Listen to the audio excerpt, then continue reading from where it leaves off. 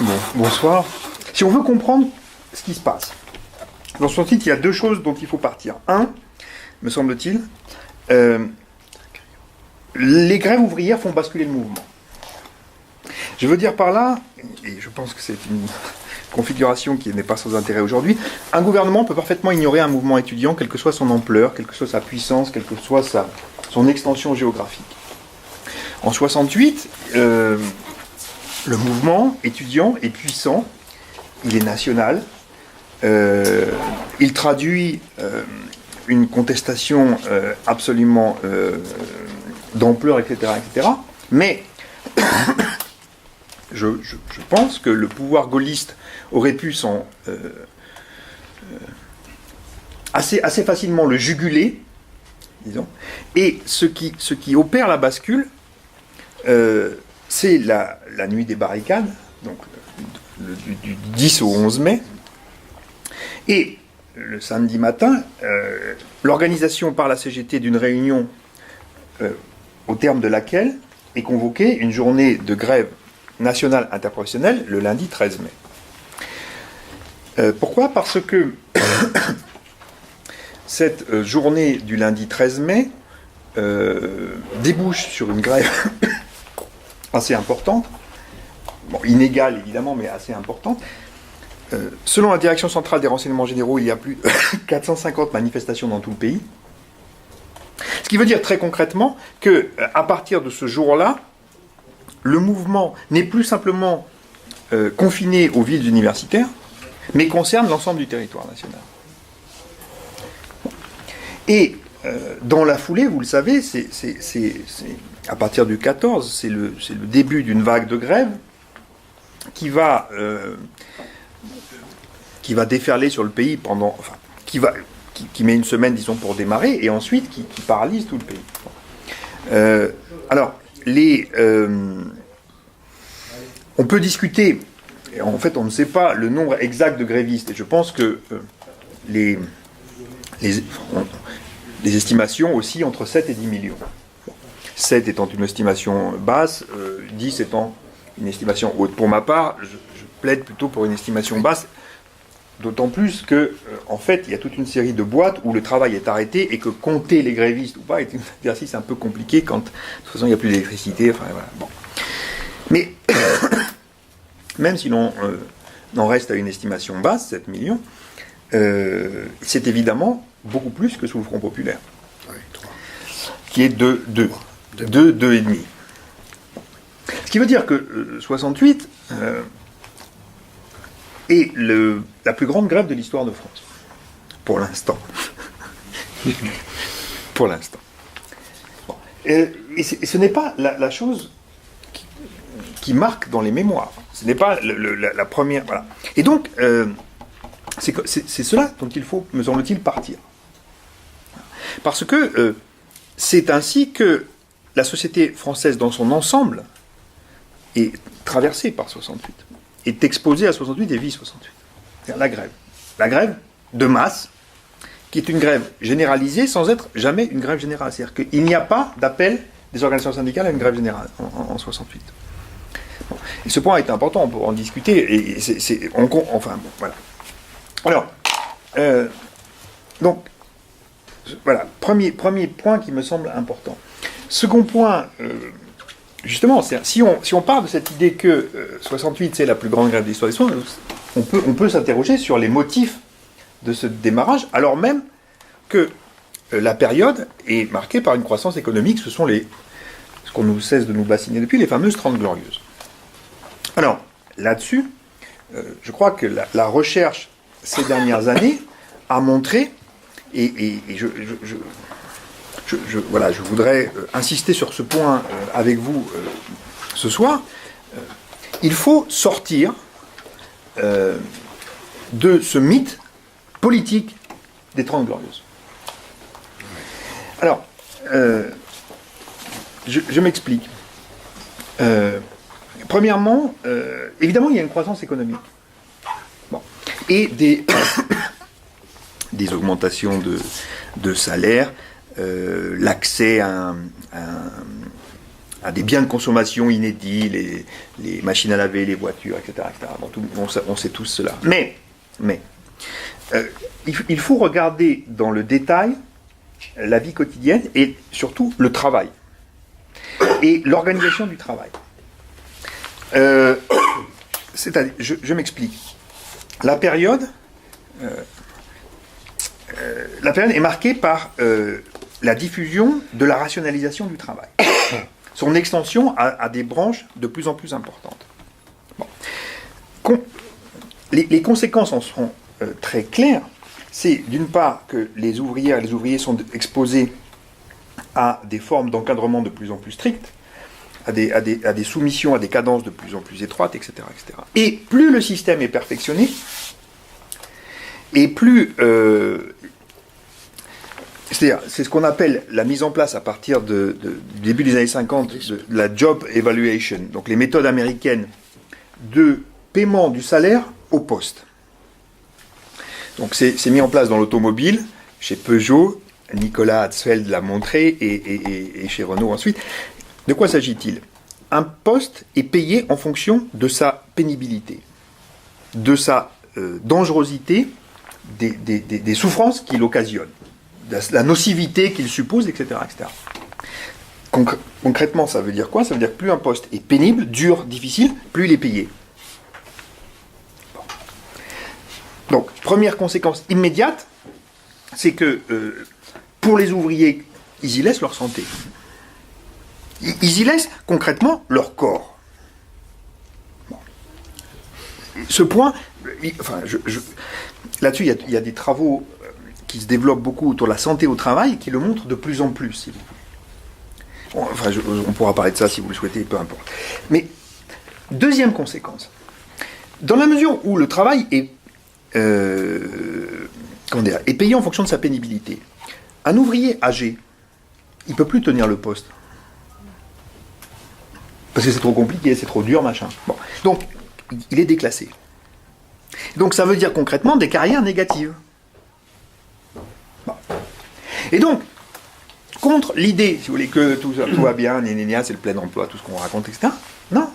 Enfin, je veux dire, il y a dans la réalité du travail ouvrier des formes de rationalisation, des formes d'organisation du travail qui traduisent une exploitation réelle, quoi. Bon. Les branches de pointe de l'époque, type l'industrie électrique, Moulinex, Thomson, etc., tout ce qui fabrique les... Bon. Mais elles embauchent massivement des ouvrières dont la qualification n'est jamais reconnue. Et où... et dans lesquelles les conditions de travail, la question de la charge mentale nécessaire pour travailler est telle qu'elles craquent. Elles ont des crises de nerfs. C'est-à-dire, je raconte dans le bouquin, il y a une étude qui est faite en 66, si je me souviens bien, à l'usine Thomson d'Angers. C'est une usine moderne, a priori tout va bien, etc. Sauf que, précisément, les ouvrières, elles ne tiennent pas le coup. Elles craquent, elles ont des crises de nerfs, entre guillemets. Et qu'est-ce qui se passe ? C'est qu'en fait, la charge mentale du travail est telle qu'elles ne supportent plus. Elles ne tiennent pas. Bon, voilà. Donc, il faut revisiter, il faut sortir de l'idée que les 30 glorieuses, c'est une période bénie où tout va bien. Bon. Par ailleurs, il y a une fraction immigrée, c'est autour de 20% quand même, hein, du monde ouvrier, qui est dans des conditions de travail, de logement, d'exploitation, d'encadrement, etc., particulièrement redoutables. Pas simplement dans l'automobile. Et puis il y a l'État gaulliste avec ce qu'est l'État gaulliste. C'est-à-dire que, quand même, je rappelle que la première usine dont on dit qu'elle part en grève, Sud Aviation, le 14 mai, est une entreprise nationalisée dont le PDG est un certain Maurice Papon.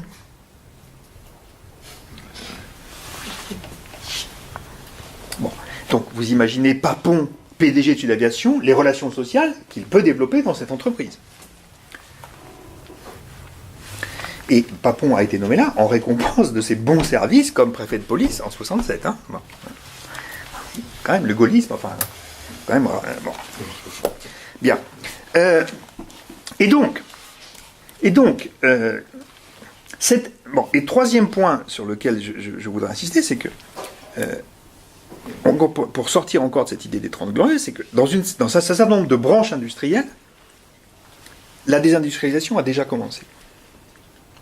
C'est-à-dire que dans les mines, dans la construction navale, dans le textile, dans la coutellerie, etc., il y a une disparition d'un certain nombre d'entreprises, le chômage qui menace, etc., etc. Et c'est précisément parce qu'il y a ces difficultés que, d'une part, dès 1955, on a organisé les logiques de décentralisation industrielle, et qu'on en est venu à vouloir aider un certain nombre de régions en difficulté. Le Nord et la Lorraine, on installe en 67 des commissaires à la reconversion industrielle dans ces régions. Donc, il y a cette crainte-là, et qu'en 67 même, est créée la NPE. Bon.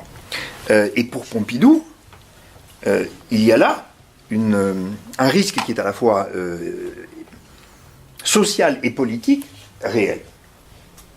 Celui du chômage qui pouvant déboucher sur une explosion. Sauf quand on regarde, en avril 68, les préfets font des rapports sur la situation du chômage dans leur département, et il y a des synthèses qui sont élaborées avec des cartes en fonction du degré de dangerosité de la situation, ou de gravité de la situation. Ça veut dire que pour le monde ouvrier, de fait, dans toute une série de départements, excusez-moi, depuis l'hiver 67-68, on a des manifestations contre le chômage dans toute une série de départements. Le Nord, le Pas-de-Calais, la Loire, etc., etc.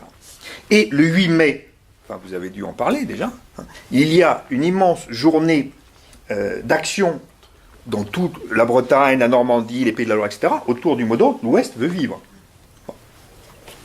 Ils viennent à Paris. Pardon ? Ils viennent à Paris. Oui.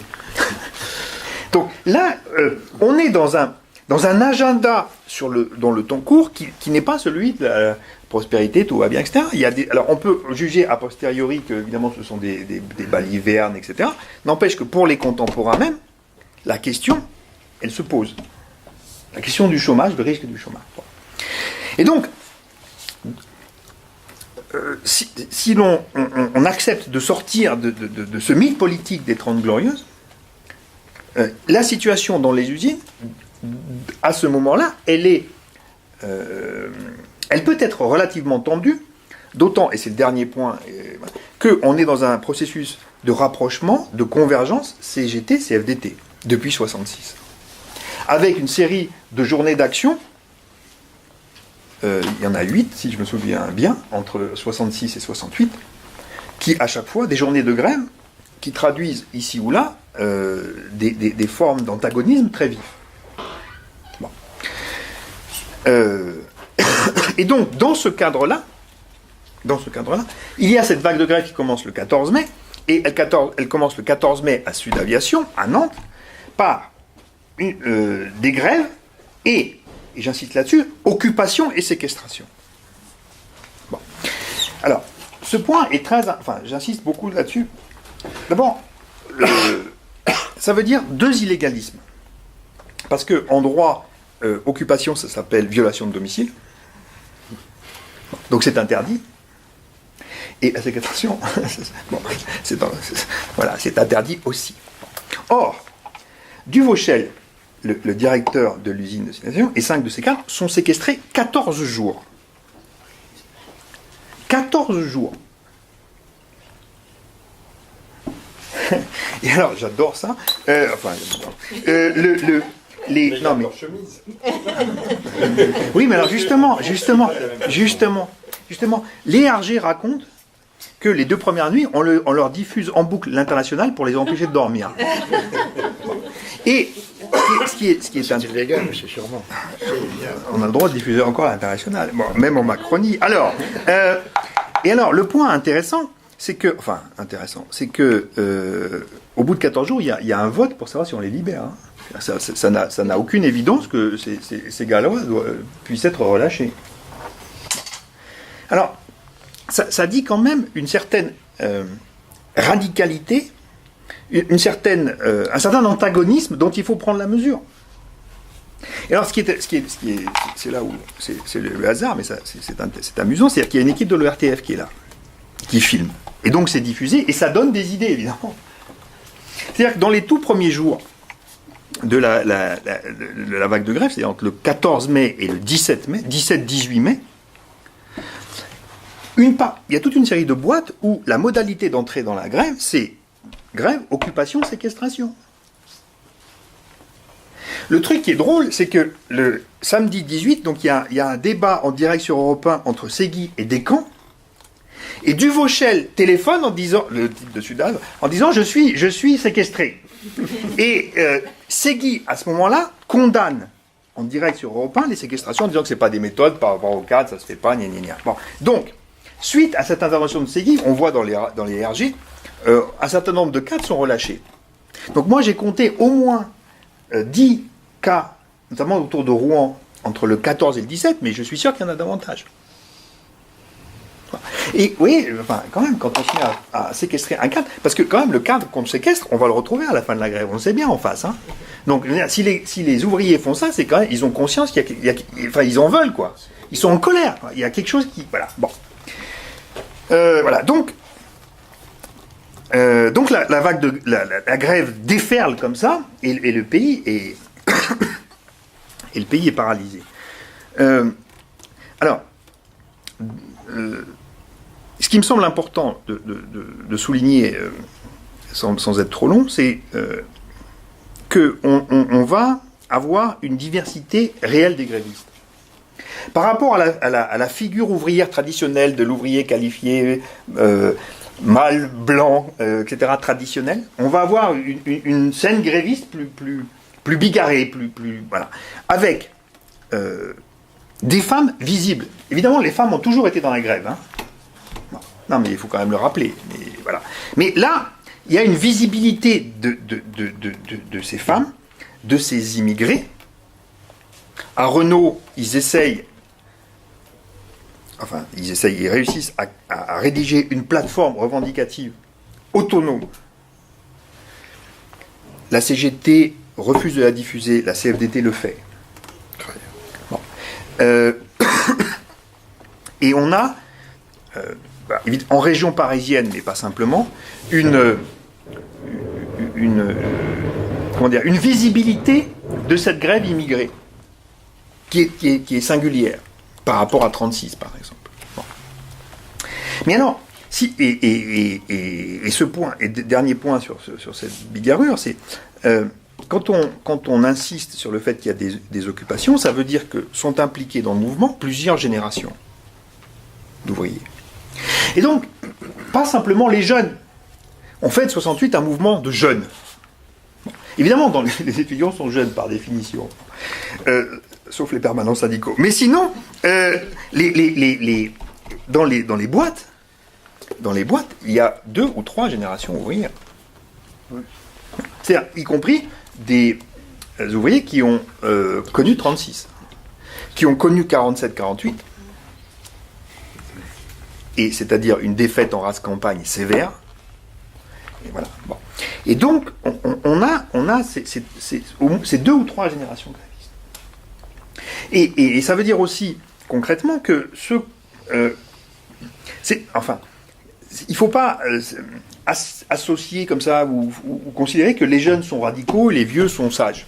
C'est beaucoup plus compliqué que ça. C'est-à-dire que, par exemple, il y a un rapport, alors les rapports d'RG, ça vaut ce que ça vaut, mais enfin quand même, parfois ils sont bien informés. Je me souviens, à Usinor Dunkerque, ceux qu'on appelait les Katangais, donc les extrémistes, ils ont 40 ans. Enfin, 40 ans, on n'est plus tout à fait jeune, quoi. Enfin, bon. Quand on est ouvrier, avec des enfants, on n'est plus considéré comme un jeune. Bon. Voilà. Donc, il faut faire attention à ces assimilations sommaires, etc. C'est beaucoup plus compliqué, en fait. Et donc, cette radicalité ouvrière, elle est là. Et elle n'est pas l'apanage des jeunes.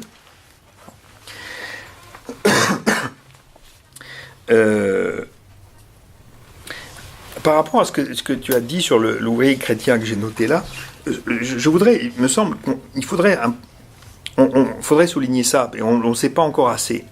Je pense qu'un des points essentiels pour comprendre 68, y compris dans le monde ouvrier, c'est cette radicalisation des chrétiens.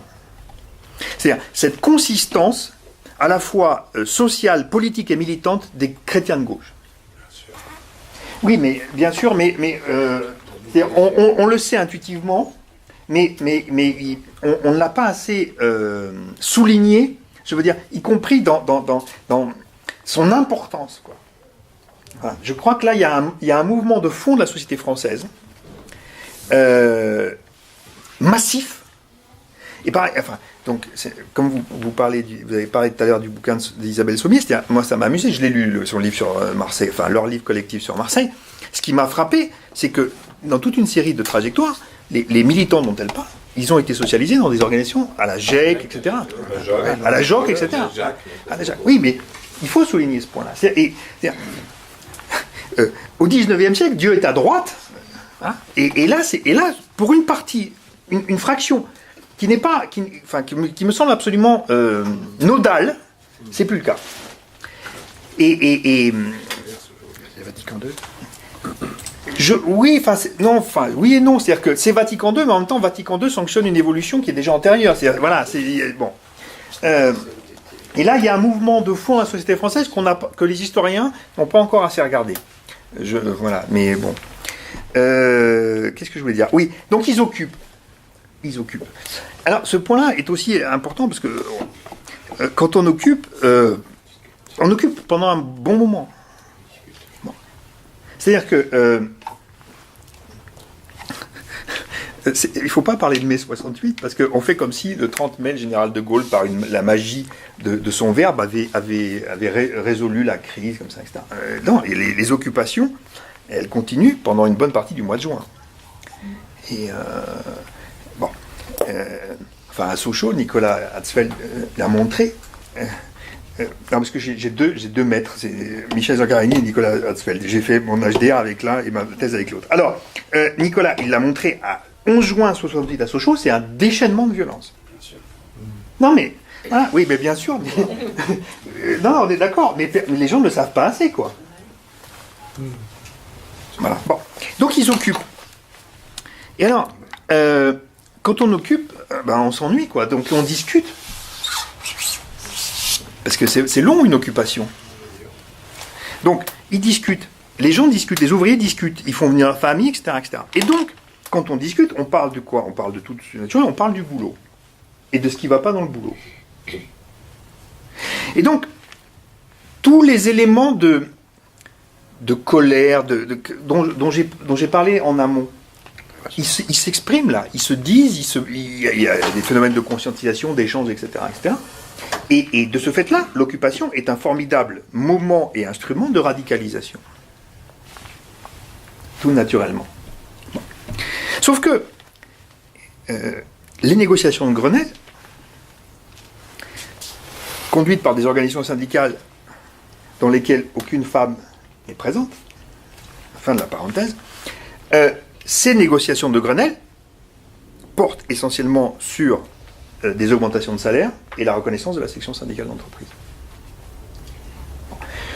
C'est les deux points essentiels des négociations. Après, il y a des trucs qui sont pas minces, sur la suppression des abattements d'âge et de zone, de petites réductions du temps de travail, etc., selon les branches, machin. Mais l'essentiel, c'est des augmentations de salaire et la reconnaissance de la section syndicale d'entreprise. Alors, le point est à la fois important, parce que 35% d'augmentation, pour le SMIC, c'est quand même considérable, évidemment. Hein. Ça change la vie quotidienne, évidemment. Bon. Pour les fractions les plus modestes de la classe ouvrière, notamment les jeunes, notamment les femmes en province, mais la question du travail lui-même, de son organisation, tout ce que j'ai dit sur la question de la pénibilité, tout ça n'est pas abordé dans la négociation. Parce que c'est pas le cadre. Et n'est pas abordé ensuite dans les négociations de branche au mois de juin. Bon. De ce fait, quand le travail reprend difficilement au mois de juin, voire début juillet, parce que les dernières boîtes à reprendre reprennent début juillet. elles reprennent avec une certaine amertume. Un bilan en demi-teinte. Parce que d'un côté, effectivement, il y a ces augmentations de salaire qui ne sont pas minces, mais pour le reste, rien n'a changé. Or, précisément, au terme d'une occupation aussi longue, c'est compliqué de reprendre comme avant. Il y a quelque chose c'est presque impossible. Alors, ça se traduit par quoi ? En fait, il y a des reprises très chaotiques. Le patronat, contrairement à ses engagements, licencie toute une série de syndicalistes au mois de juillet. Non, parce que si le patronat français était favorable aux syndicalistes, ça se saurait. Mais oui, il faut le rappeler quand même. Hein. Bon, ça paraît évident, mais ici, mais c'est pas. Voilà. Bon.